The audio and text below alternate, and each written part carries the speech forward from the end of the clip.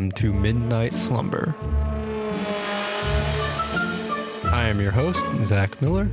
Join me as we take a journey through the alternate realities that take place after midnight.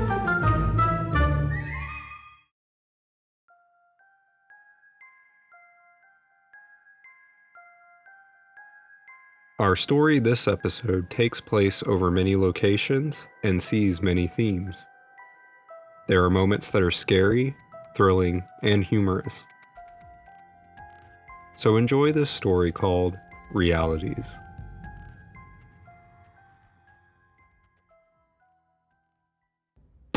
Banging and chattering sounds echo up into the wooden loft where I am standing. I think I hear people rustling through the shop downstairs. Up here in the loft, everything looks old but well taken care of. There is some lingering dust on the handrail, but everything else is in pristine condition. The old wood couch looks recently fluffed and ready to be sat in. The dark brown cuckoo clock is ticking away, ready to release the bird at any minute. The golden lamp lays a warm glow on the floors and on the dark green cloth ceiling. This must be a merchant's tent that I am in. I see an old oak table with letters scattered across it. As I start to make my way over to it, the activity down below grows louder and louder until I hear something break. I quickly make my way over to the steps to see who broke what in the store, but as I lean over the old railing, there is a giant wooden dresser blocking my view. Making my way down the creaking steps, I can see that the store is now empty. To my surprise, everything in the store downstairs is run down and covered in dust. Old rocking horses sit in one corner, and in another, there are all kinds of little trinkets that have rusted or just fallen apart. Behind me is the dresser that was blocking my view, and the glass that was protecting its contents is broken. A small glowing box lays on the floor next to it. Whoever was here must not have been able to open the box as it is still locked. I pick it up and admire the intricate engravings of gold and silver florets. Even the lock has etching representing some waves or wind. Once I touch the lock, the box flings itself open and bright purple mist shoots out. The box drops to the floor, going right through my hands. The mist engulfs me and launches me out of the tent's opening. I fly out over the steps and careen back down the small hill, but the mist catches me just before I hit the ground and helps me to land softly on my feet. I stand there in awe as I watch the mist get absorbed into my body. Looking up to the shop I just came from, I notice the sign above it is broken and too damaged to read. The shop building is old and weathered, wrapped in what resembles an old circus tent with various shades of green alternating around the cloth in a spiral pattern. A familiar sound begins to play off to my left. This isn't the only building here. Another similar but smaller building is serving food. It's orange and has what looks like to be a funnel cake stand inside, but no one is in line and no one is behind the counter. The orange cloth that decorates this food stand is dirty and torn. The more I look around, the more I can tell this place is abandoned. Even the trees and bushes are barren. Dirt and mud as far as I can see. Every building is old and damaged. There were even horse stands for people to tie up their horses when they arrived, but the time when those were used seems to be long gone. The music now seems like it's getting louder, which tells me something is about to happen. Maniacal laughter comes from behind me, and I turn to face it when a big rusted cleaver swings towards me and just barely misses my face. Without hesitation, I turn into that purple mist and fly backwards away from this crazy clown.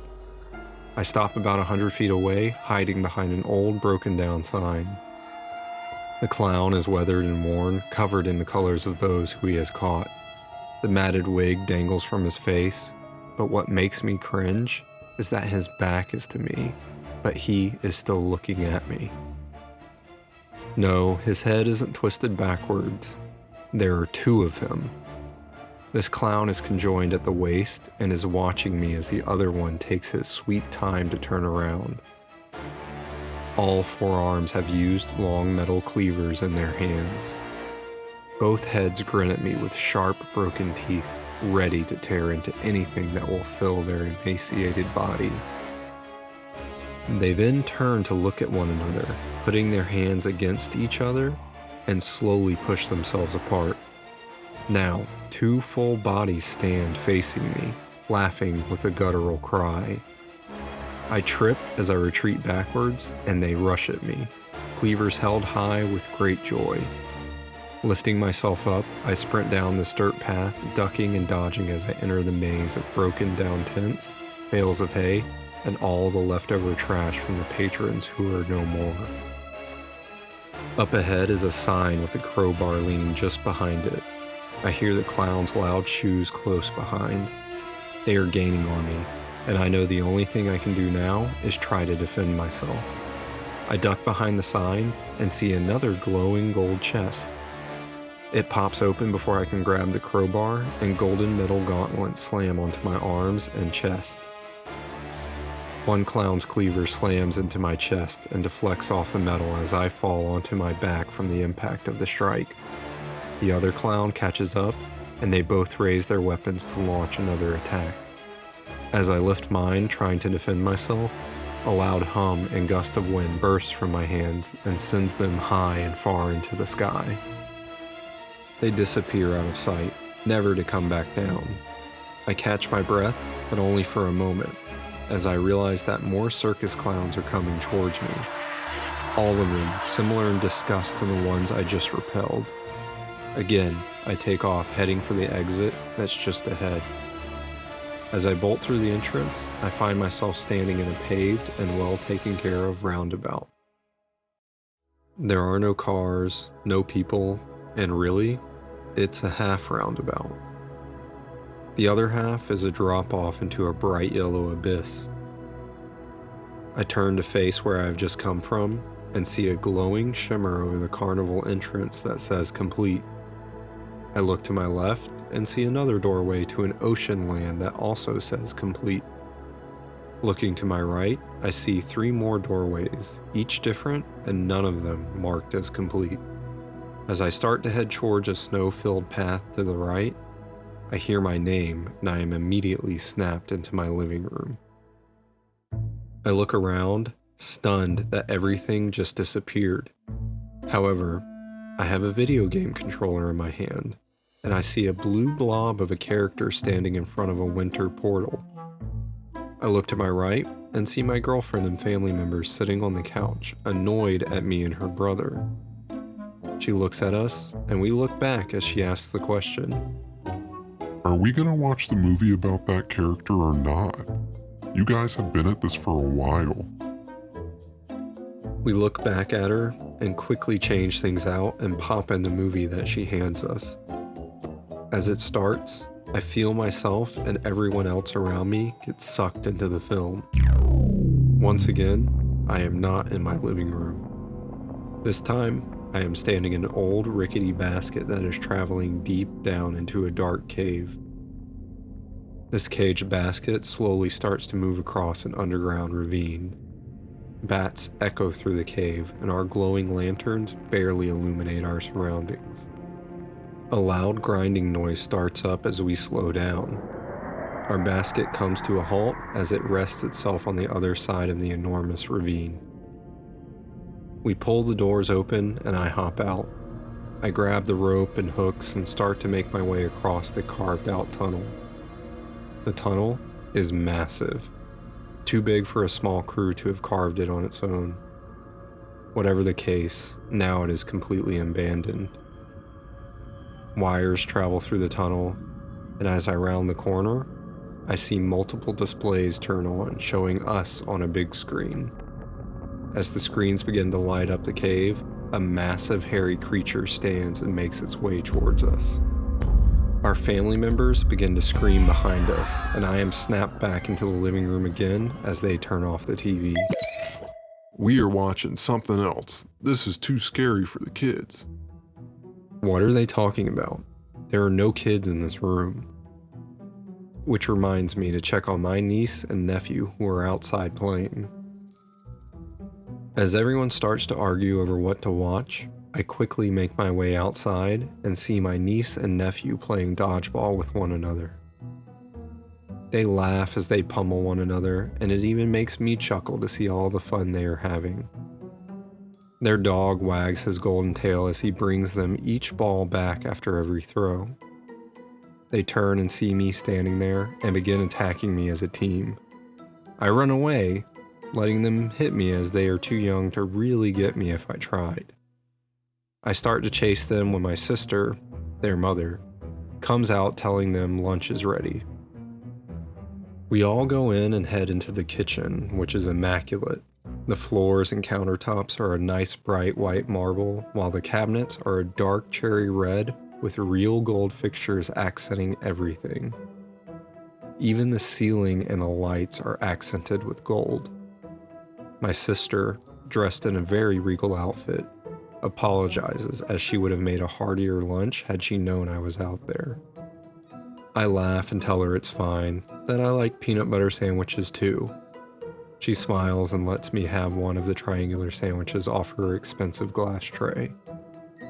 She leans in as I pick up another and tells me that it would be best if I leave. She doesn't tell me why, but I can tell she's in trouble.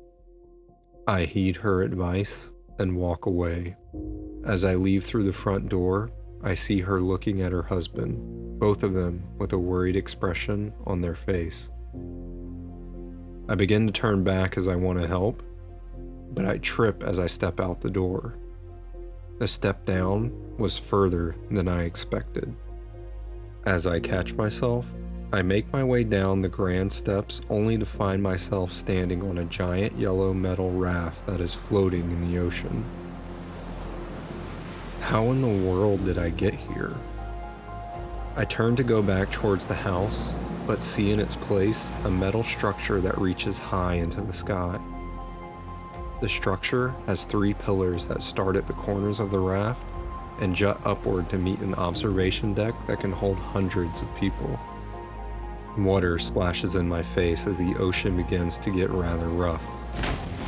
The yellow checker netting that extends to the buoys provides little protection from the water, which is now soaking through my shoes. I grab hold of the nearest wall as the raft bobs back and forth from the ever-increasing waves. Up ahead is a big hill rising out of the water. Our raft heads for it, then parks at the small inlet just big enough for someone to climb out onto. A few others and I rush up the grassy hill to get a better view of things, and to hopefully find some help from nearby. It is a long, steep climb to the top, but when we reach it, we realize there is nothing but ocean for miles around us. This is just a tiny jut of land. Nothing is connected to it, and there is no lighthouse or any signs of life as we were hoping to find. As our hope begins to fade, we hear an ominous sound off in the distance. Sounds of dunking and waves splashing harder against the raft below echo in our ears. The people on the ship know something is up. We watch the remaining crew launch decoys and bait far from the ship, trying to avert whatever is coming their way. Men shout at one another in fear and haste. They know what is coming, but cannot tell us since we are not on board. Many of the men rush back in and lock the hatches behind them. We are now locked out of our ship. The men I am with start to murmur in panic, trying to rush back down. Knowing that is a bad idea, I stay where I'm at. I watch from up high, seeing the bait disappear, but I can't see what's taking it. After a brief moment of silence, the water below the ship gets pushed up, lifting the ship just slightly higher than the surrounding water. And then, we all see it. A massive megalodon comes up from the depths and puts its entire mouth around the bottom of the ship. The creature pulls it down, trying to drag it to the bottom of the ocean. But the ship is too big and buoyant for the creature to pull it all the way down, so it spits the ship back out.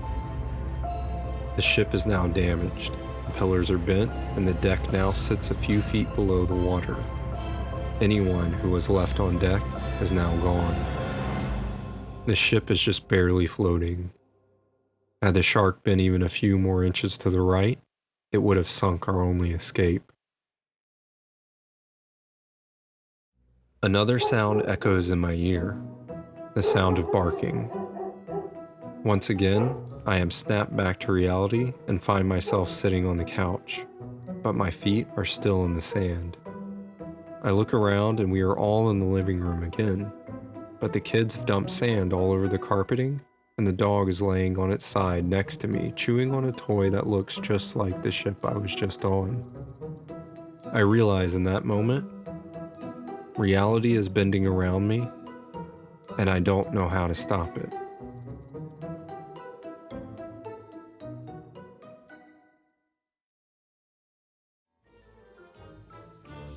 Thank you for listening to tonight's episode.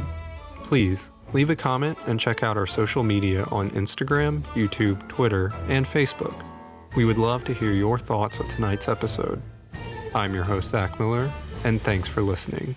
Have a good midnight slumber.